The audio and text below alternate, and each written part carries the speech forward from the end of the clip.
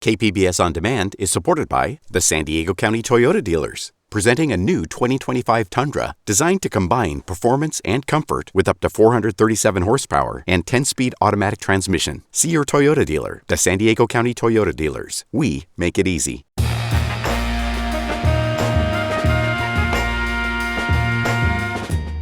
Hey there, San Diego. I'm Andrew Bracken, in for Jade Hindman. On today's show, we hear about a locally owned skincare company bringing Native American representation to the beauty industry. This is KPBS Midday Edition, connecting our communities through conversation.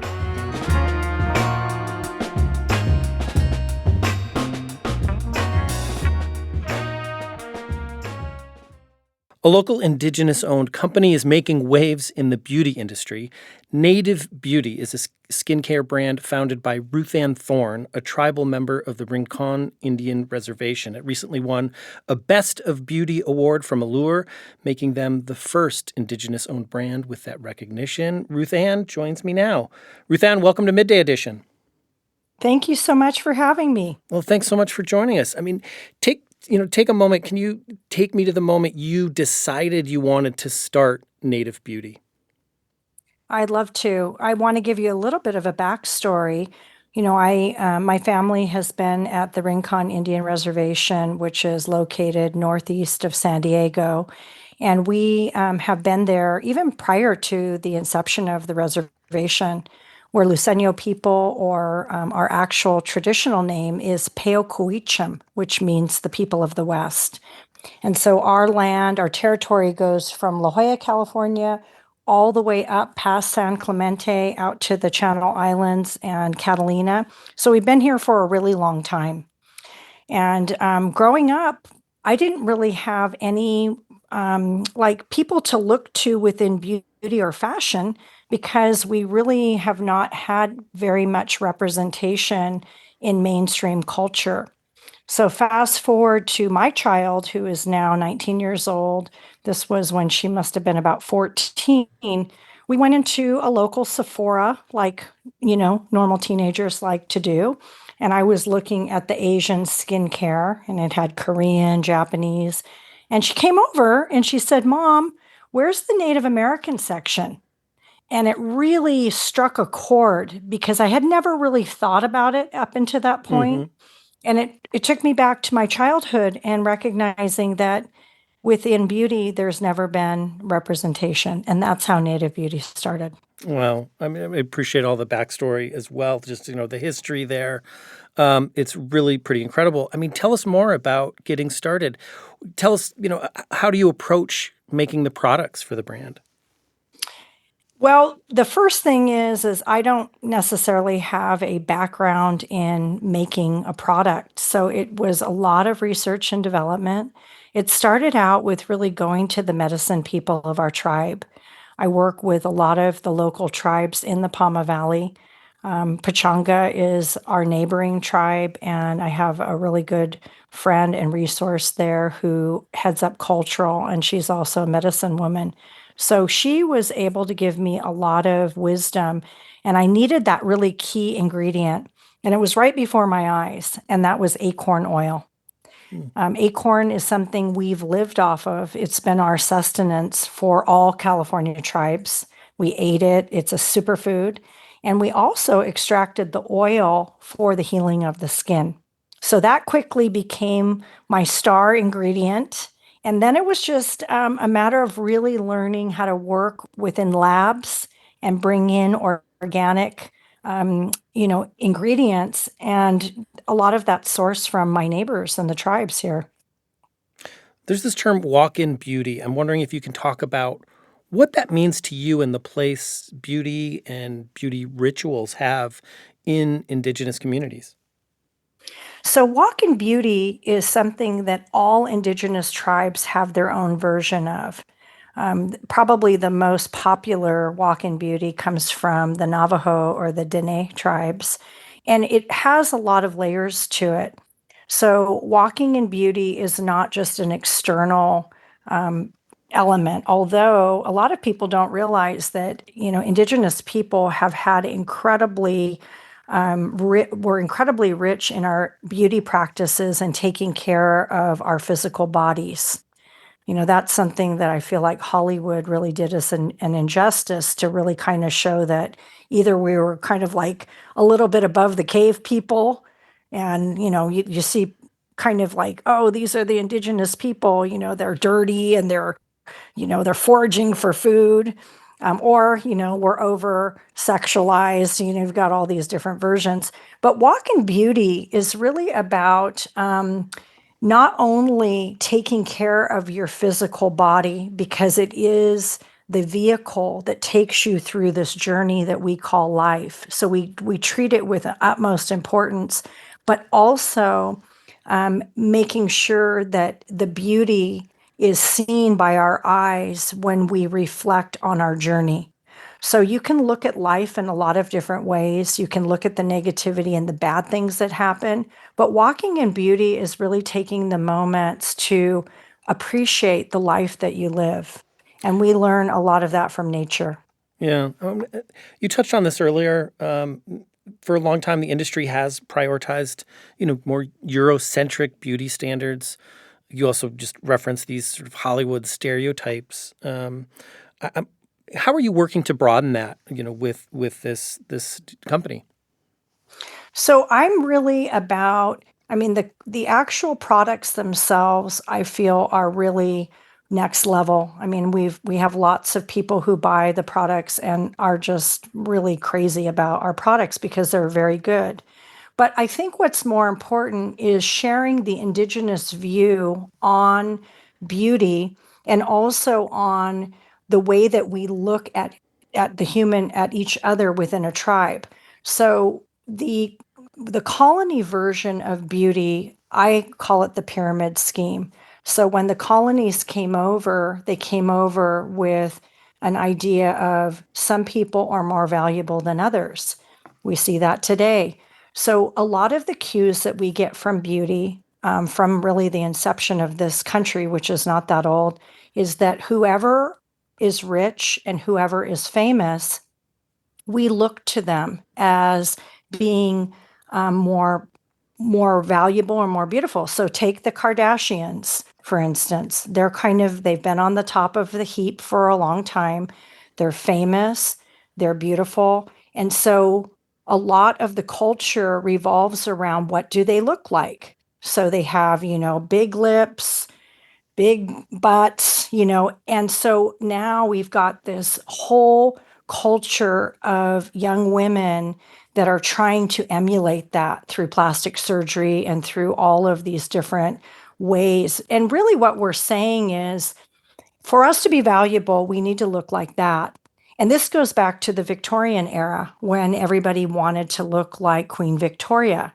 So in the indigenous culture, we have a very different view because we have a flat, round leadership style where everybody in a tribe sits together and we look at each other as having value. So uniqueness is what's really elevated within indigenous culture. And that's what I'm trying to bring to our beauty line. And that's why our tagline is ancestral secrets for authentic beauty. And that authenticity piece is what we really want to bring to the world.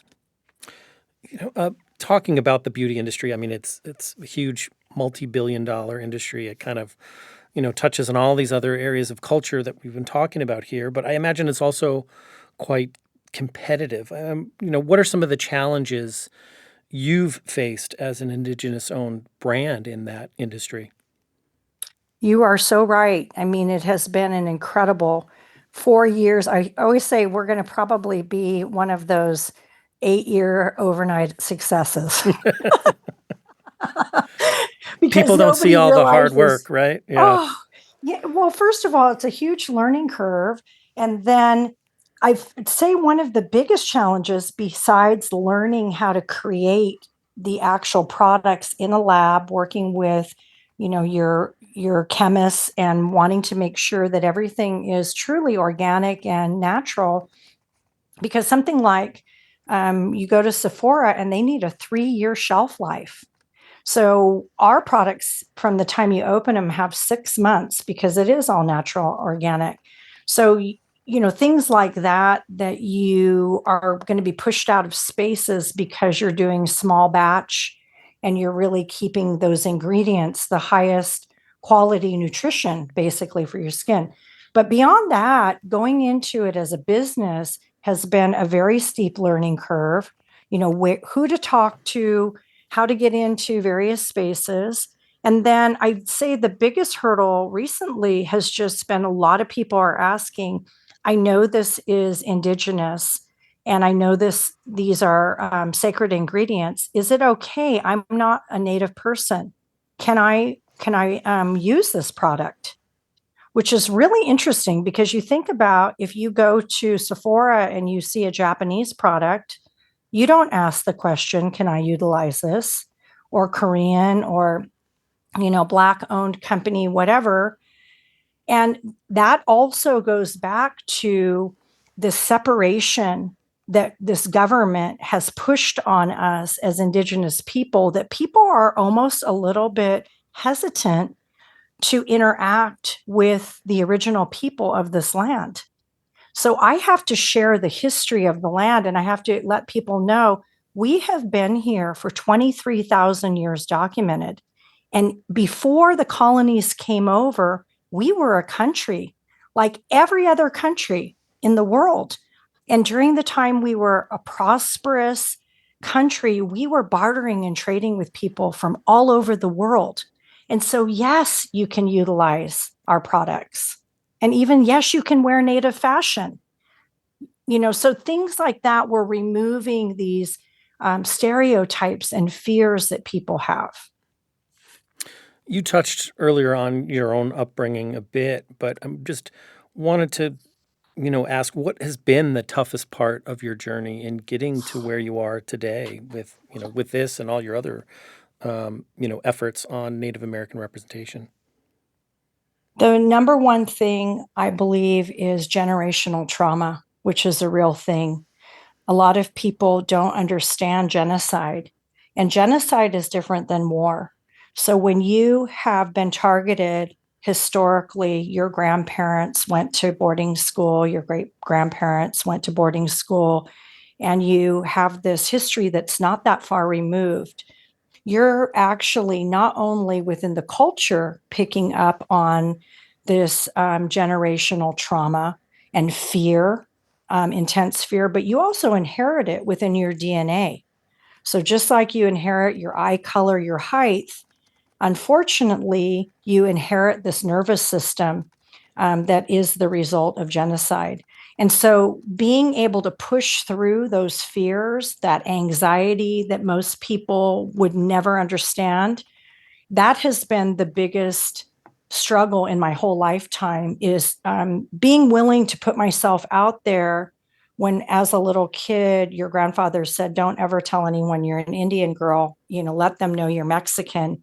And I never understood what that meant. But what he was saying is, I'm fearful that the government could come and snatch you, just like they snatched me and put me into boarding schools. So that's not even 100 years ago. Mm-hmm.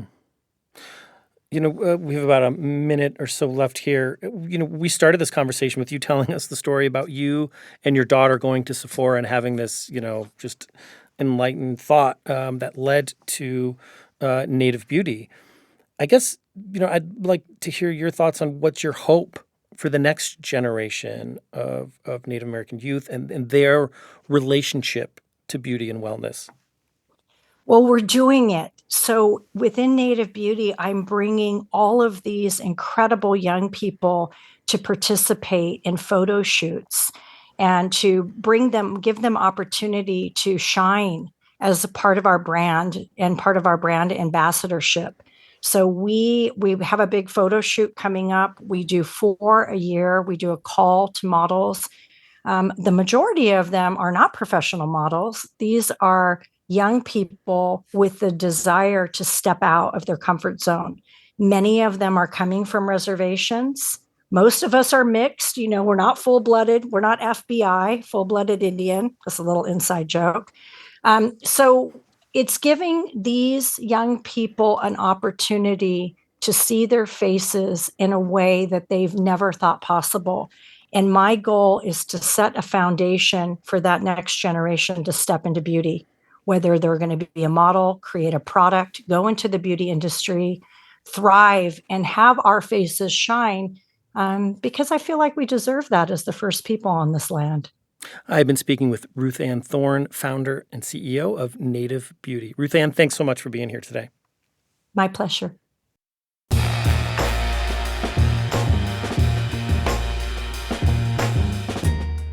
That's our show for today. I'm Andrew Bracken. KPBS Midday Edition airs on KPBS FM weekdays at noon, again at 8 p.m. You can find past episodes at kpbs.org or wherever you listen. Thanks again for listening. Have a great day.